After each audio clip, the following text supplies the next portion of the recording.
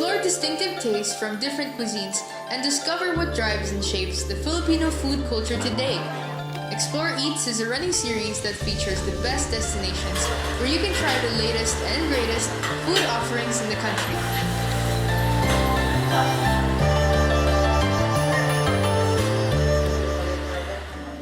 In this episode, the Explore PH team visits Okada Manila to feature its captivating Cantonese restaurant, Catch by the Bay. We all know Filipinos love to eat together, and it has been our tradition to share our specialties with one another during celebrations like birthdays or fiestas. It is easy for us to adapt to different cultures, especially when it comes to food. We value our traditions dearly, but we're also willing to embrace other traditions that will preserve our food culture. Filipino dishes and cooking practices are strongly influenced by the Chinese. Several Chinese dishes such as pancit, lumpiang Shanghai, siomai, lomi, mami, and dim sum have become staples of pancitterias and carinderias. Learn more about the story behind Filipino-Chinese cuisine as we give you the mouth-watering Cantonese seafood dishes only here at Explore Eats. The ambiance becomes more relaxed and intimate upon entering the restaurant because of the warm welcome given by the staff, together with the sumptuous dishes, stunning interiors, and beautiful view of Manila Bay. Hi, I'm Chef Peter. Hi, welcome. Yes, please follow me. I'm Gene Del Prado, Executive Chef. Gene Del Prado, Executive Chef. Chef Gene and Chef Peter will give us a wider insight into the food and menu.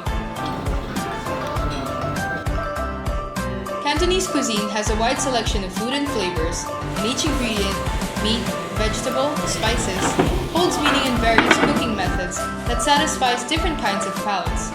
Thousands of Chinese restaurants and businesses have been established in the Philippines for a long time. With that, we want to know how Catch by the Bay sets itself apart. In Manila, we have so many different Chinese restaurants. Why we are special? Because we need to make it different.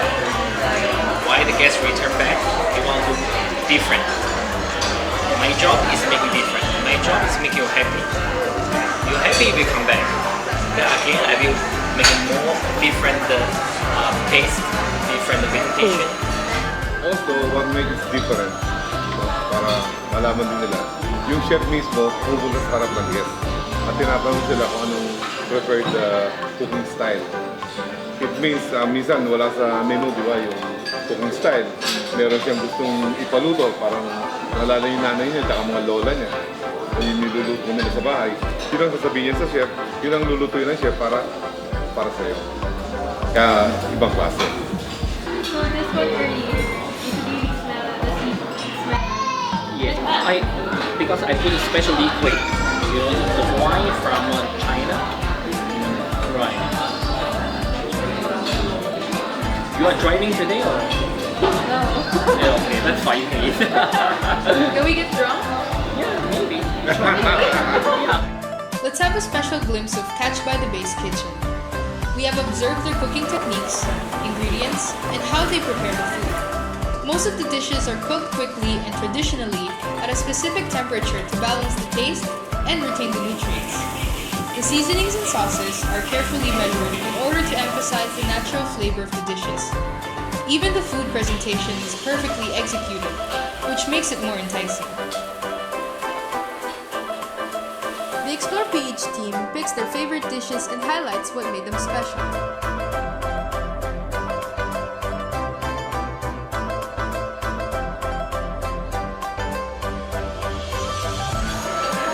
The wrapper is made of squid ink, and it has real gold powder. Apparently, this is one of their best sellers.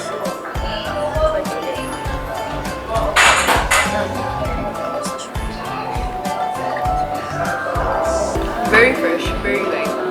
Yung squid ink sa wrapper, hindi siya parang for coloring. You can definitely taste the flavor there. It's definitely fresh because the shrimp is not, it's not rubbery. It's soft and sweet. Ano yan? Ano yung kinakain mo?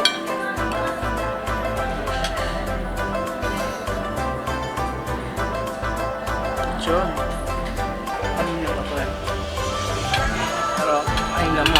Kaya mo. Ngipin ko yun, sakit.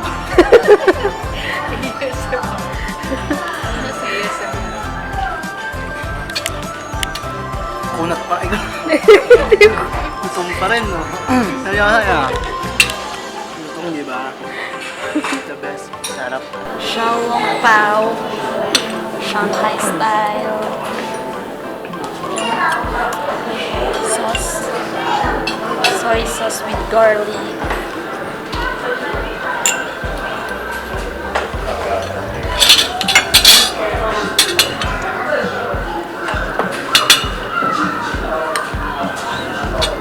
Nalaglag pa na yan. Organic. Very juicy and very tasty. This is a Shanghai style, one of the traditional and common dishes in China. One of my favorites, aside from lobster and prawns. Kasi sobrang sulit ng serving niya. So this is scallop with XO sauce. So homemade yung XO sauce nila. It's called XO kasi XO means like very special, very expensive. So their XO sauce is made from dried shrimp, scallops, chilies. It's quite spicy. Very surprising yung spice, but it complements the scallops very well. So it's also served on a bed of glass noodles. So it's a meal in itself, I guess. Pero it works quite well, you know. But if you're not into spicy food, then maybe this is an acquired taste. So spice is definitely there. A slight fishy flavor coming from the XO sauce. Pero again, it accentuates the scallops, which is very sweet, soft, delicate. Not rubbery at all. You can tell that it's really fresh. And yeah. But again, the spice can be a little bit too overpowering for some people. So proceed with caution. So this is the sauna swaha. So ito yung dinemo ni Chef Peter kanina. So meron siyang specific time and specific heat. So maybe in 20 to 25 seconds ready na siya. And wala silang nilagay but wine dun sa mismo shrimp. So very simple siya. And nung niluluto siya kanina, I could smell talaga yung sweetness ng shrimp. So, hindi lang talaga marunong magbalat, pero madali siyang balatan. Kasi, so magkakamay na ako. So, as you can see, very firm. walang natanggal na balat kasi, yun nga, saglit lang siya niluto. And very fresh. Tapos meron siyang special sauce. Ito yun. Vinegar siya. So yung sweetness, the shrimp, and yung vinegar, sobrang ang simple. And parang ang creamy nung pinaka-meat nung shrimp. So, ayun. It's my favorite. Actually, from everything.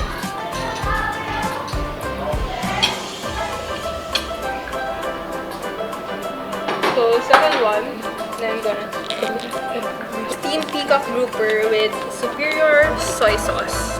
So,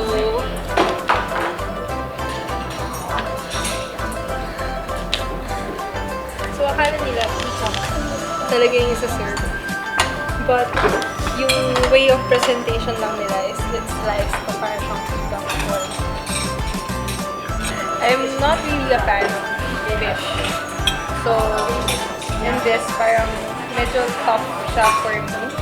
And since I'm not sure if it's because of the way it's sliced, yung parang nakakain ko yung mga tinik sa fishbowl.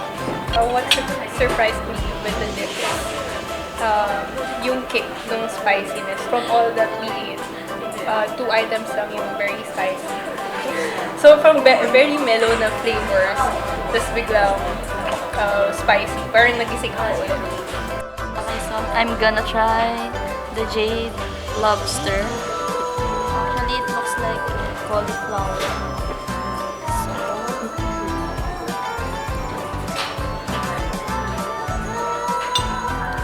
sobrang bango niya. Ang smell niya, aroma ng lobster. Nakakatakam. And sobrang soft niya. Nalasahan mo yung natural flavor ng lobster. Talagang nabigyan ng emphasis yung original flavor. Hindi siya yung overcooked. And nakalagay siya pala sa bread bowl. Meron ding, eto, string beans, bell pepper. Ayan. Usually nakita natin mga cheese fonds. Eto dito nakalagay si jade lobster. Sabi nila, chef, this is one of the healthiest drinks they have in the menu. It's a mix of fruits, pineapple, guava, grenadine, and I think citrus fruits. And then it's called winner takes all. So I guess I'm a winner. It's very refreshing. Hindi siya nakakaumay. It's very light and flavorful. Hindi siya yung parang watered down kahit kanina pa siya. So it's really good. This drink is called rosy chick. Ano siya? Banana with banana syrup. Merong whipped cream. And yung paligid ng glass merong sprinkles. Kung titignan mo siya parang sobrang sweet niya. Pero yung taste niya, hindi siya yung sobrang tamis.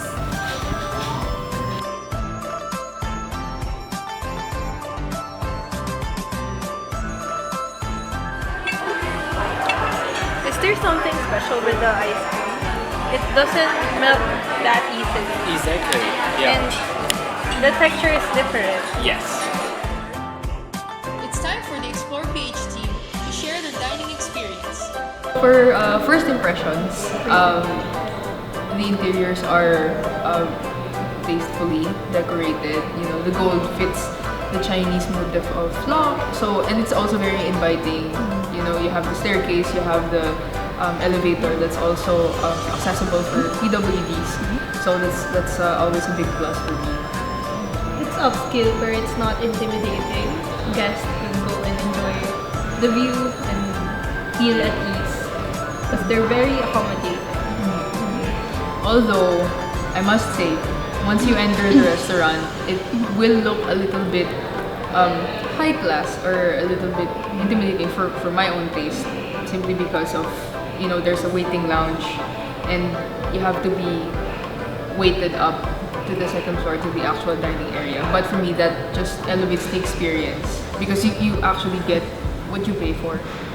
So it in the end it still works. And this is a perfect place for family or friends who wants a calmer and less crowded and more intimate dining experience.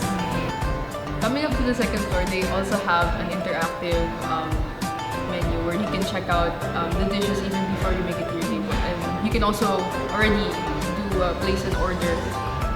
It's more than the usual Chinese restaurant with live seafood camp because this one you can really see that it's clean, it's well maintained, and you're assured that it's checked daily for germs or bacteria.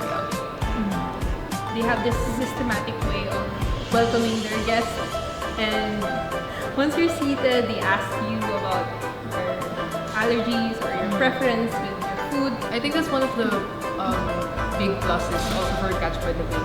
The fact that they personalize according to your taste, and the chefs personally make sure that you enjoy their food, and the friendly atmosphere is not just limited to the waiters and the dining staff, but also to the kitchen. You know, the chefs are really very hands-on when it comes to their customers, and I think that's a nice Filipino touch.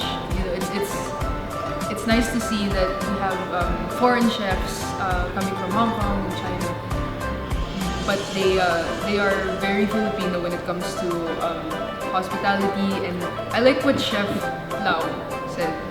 Ito guest sabi okay, masarap. Ako happy. Happy talaga. Thank you. Kasi most people think that, you know, when you're in a high-class restaurant, the chefs are always very masungit or they're very hard to approach. You know, they have this one fixed mind na what they do is what is right, and the customer has little to no say. But here, it's like everything is taken into consideration. So that's something new. It's something new for me. Catch by the Bay promises fresh and authentic Chinese dishes, fascinating interiors, calm atmosphere, and a Hong Kong Victoria Harbour-like sunset backdrop that ties together a unique gastronomic experience. If you are planning to visit Catch by the Bay, it's open daily from 11 a.m. to 2 p.m. And for reservations, you may call 0928 5555 799 or email restaurantreservation@okadamanila.com.